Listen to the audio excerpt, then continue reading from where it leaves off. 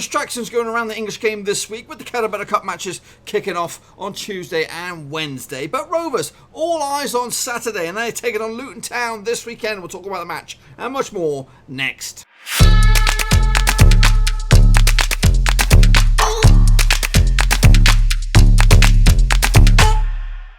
That's right, folks, back once again with another Fan Input, boys and girls. I am going to be joined with a Luton Town supporter in just 1 second. If you're new to the channel, smash your subscribe button to keep you bang up to date with all things Blackburn Rovers related, Championship related, world football related, all here under Warowski. So earlier in the week, you heard a little bit what I had to say about this match. Today, we have joined by a Luton Town supporter. His name's Dean. He's coming at me right here on Skype. So for my small corner of the YouTube universe, Dean, tell him a little bit about yourself, just a little bit, and why on earth you support Luton Town.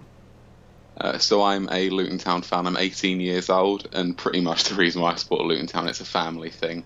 My grandparents and pretty much my whole family support Luton, so I've been brought up in it. Brought up in the Luton way. Okay, so Luton actually come into this weekend's game up against Rovers on the back of a defeat against Hull. It was quite a not a pleasant one, I suspect, because it was down at your place. How are you feeling after that result? Was that a unexpected result? Because I didn't see that one coming. I actually predicted a Luton Town victory down at Kenilworth Road. What was your thoughts on that game?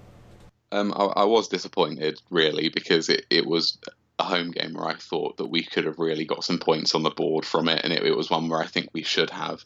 And lazy mistakes really cost us that game because we were in control the whole first half, really. And it just fell apart in the last 20 minutes, but that's been the story of this season. Just 20 or 30 minutes of madness have cost us games. Yeah, we did start the season with a bang, though, with the victory on opening day, but it's got a little bit ropey since then. Okay, so the transfer window slammed shut back in August, and there was a lot of your high-quality youngsters that were caught the eye in the transfer scheme of things. But what about players coming in? Who do you think is going to be Luton Town's signing of the season when come the end of May? I think if he can get back to fitness quickly, Callum McManaman. I think he's a great player when he is fit, and he's a great crosser of the ball. And I think James Collins needs that, because at the minute we have Cornick and Loire on the wings who can't really put in a great cross. Okay, what's the turnaround time for McManaman? When are they likely to see him back? He played in a development game last week, so hopefully it should be soon. Okay. Maybe even on the bench against Blackburn. Maybe. Potential. Okay, what about... obviously, I think I know what you're going to give me for the answer for this one, but who's the danger man that we all should be worried about the most come Saturday? Whether it's someone pulling the strings in the middle of the park or someone putting the ball in the back of the net. Who should we be worried about? I may actually surprise you with this one. I'm going to say Harry Cornick. Collins is, of course, great when he has the ball in the box. If he gets the ball to his feet in the box, he's going to score. It's just at the minute we are struggling to get that to his feet for him to be able to score. But I think Harry Cornick recently has come on leaps and bounds. He's improved his finishing a ton, and he can cause a lot of problems down the wings because he is so fast. Yep. Okay, so that's you did surprise me actually. With going to go with Collins myself, but you're the man who knows. And speaking of man who knows, let's say you were in charge this weekend of Luton Town, and you had to pick your starting 11. Not what your manager would pick, but who would you want to see from the goalkeeper all the way through to the striker? So I'd stick with Sluger in goal. I know that a lot of people have problems with Sluger and use him as the scapegoat for our losses, but I'm in confidence of him. James Bree at right back, and then the two centre backs, Sonny Bradley and Matty Pearson. And I'd like to see either the introduction of Dan Potts or Brendan Galloway at left back instead of Luke Bolton, because Luke Bolton is not he's not a defender at all. He's a winger, and we've been playing him in defence, and I just don't think a lot of our problems have been coming down the wings since we've lost Jack Stacey and James Justin. In midfield, I want Andrew Shinney, Jacob Butterfield, and Ryan Tunnicliffe. Izzy Brown has been okay, we need a holding midfielder, especially away, and we've been playing without one for the last 2 games and have lost both of them. So, and then up front, if McManaman is fit, I'd like to see him reintroduced. If not, then it would be Luar, Collins, and Cornick. Okay. So, Luton have done a dramatic rise from conference football all the way to the Championship now. So, and you've been there pretty much all the way. We just had a brief chat before we went and pressed the record button. So, what's been your highs and lows? Maybe give me your top 3 highlights as a Luton Town fan since that dreaded day where you were relegated to the conference and now back to the Championship time. What's your 3 highlights that stand out the most? Of course, I mean, some have got to be both of the promotions from League 2 and League 1.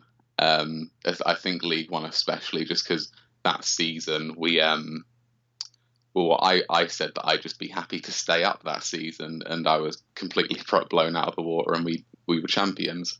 There's one game that sticks out in the conference where we became the first conference team to beat a Premier League team in the FA Cup when we beat Norwich 1-0 at Norwich. Cool. And that was one hell of a game.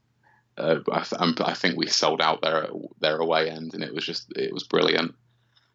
And also last season, I think for my third one, when we beat Portsmouth 3-2 at home, it was a last-minute free kick, but I've never seen the stadium go that mental before. And I think that was probably the stage in the season where we thought, okay, we can actually get promoted. Brilliant. Yeah, I was surprised and delighted to see them back, because I'm an older fella, not as people think I look young, my baby face and all that. But I remember when Luton were in the Championship last time around, and they were ever present at that point, and it was sad to see them, fall out of the conference the way they did. But I'm glad that they're back, and hopefully they can hang on. And so obviously still early days in the Championship campaign, but everyone's got their own opinion. But where do you ultimately think Luton are going to finish this season in the Championship? I mean, I would be happy come the end of the season if there were 3 teams below us. I just want to stay up, so 21st is fine for me. 21st, okay. Well, okay. So let's take a grander look at the Championship. Who do you expect to go up? You've seen just as much as football as I have. Who are your 3 teams that are going to get promoted? Leeds. I think they've been pressing for so long now. I think it's finally their time to go up. I think they've got a great opportunity this season. West Brom, I think, as well. Again, similar sort of reason to Leeds. They've got a great opportunity this season, because I don't think the 3 teams that have come down from the Premier League are really that strong from what I've seen. And then it's so hard at the top at the minute because there's so many teams on a similar amount of points.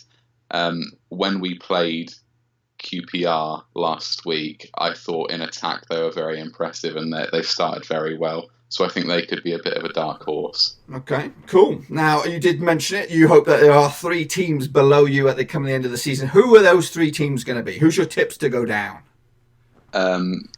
Barnsley, Wigan, and Huddersfield. Wow, that sounds like no practice for that one. You've had that in the back of your mind for a little bit. So Barnsley. So say that one time. Barnsley, Wigan, and who was the other one? Huddersfield. Wow, that would be a crash down to earth. Okay, so we're not all blessed with the best players in the league, but if you could pick just one player from any one of the other Championship rivals to add to Luton, whether it's something that you're lacking in maybe in defence or that out-and-out goal scorer, who would you take and why? I was thinking about this question earlier. I'm really, really stuck in between either Pontus Jansson to really strengthen our defence, because I think we're a bit lacking at the minute, especially with Martin Craney injured. Mm-hmm. Or one from you, Bradley Dack. I've really liked him and seeing him as an attacking midfielder, and I think he's got that creativity and attacking prowess that we really need at the minute. Yep. We rely heavily on Dakaruno, so he's been a blessing since he's come here. It's just right now make sure we can hang on to them. So yes, we'll see. Okay, so here it is, the final finale here. What's the final score going to be this Saturday at Ewood Park? Rovers against Luton Town. What you got for me? If he plays the right team, I think it can be 2-2. If he doesn't and he sticks with the same team that we've played the last few games, I think Blackburn will win 3-1. Well, goals, at least 4 goals in it. Worth my viewing. So, okay, Dean, well, thank you once again for giving up a bit of your time. And hopefully we can hear a little bit about you, or a little bit from your point of view, come the end of the match on Saturday. But until then, I don't know, I usually say wave. So, I don't know, wave with your mind. And that's it. Do. Job done. Piece of cake. Okay, So, thank you for having me. No sweat, Dean. Appreciate it, and we'll hopefully we do it all again when we come down to your place, Kenilworth Road. I don't know when it is. It might be in April. I think it's later on in the season, quite late on in the season. Yeah. It might be. I think, isn't it the last game? It is. You are spot on. Yes, the end. I do remember saying that, ending the season at Kenilworth Road. I believe. I think. Anyway, I'll let you get out of here. I do appreciate it, and hopefully you have a good weekend and a good season after Saturday, and then plain old sailing. Good luck. Hang in there, Luton. That's pretty much all I've got for you, folks. Hopefully you enjoyed the video. If you did, smash the thumbs up. If you're new, smash the subscribe. New videos pretty much every single day on the channel. Make sure you spread the love, share it with your buddies, especially if they're Rovers or Luton Town fans, and let them know. The game is coming up this Saturday at Ewood Park, and you can catch me live on Twitch doing a Blackburn Rovers watch along. Basically I'll bring you up to date with the game itself on Twitchosphere, boys. Link to my Twitch platform is in the old description down below, with stats, analytics, all that kind of good stuff. So it's a barrel of laughs, so come check that sucker out. But anyway, I'm going to be back very, very soon. Of course, next week it's Double Trouble. We'll talk all about that. Starting coverage begins on Sunday with match predictions live on the channel. Until then, ciao for now. Thanks again for watching. Please like, share, and most importantly, hit the subscribe button to keep you bang up to date with all things Blackburn Rovers related, Championship related, football related. We've got it all covered right under one roof. And while I still have you, please be sure to check out some of the old videos scattered along here. I hope.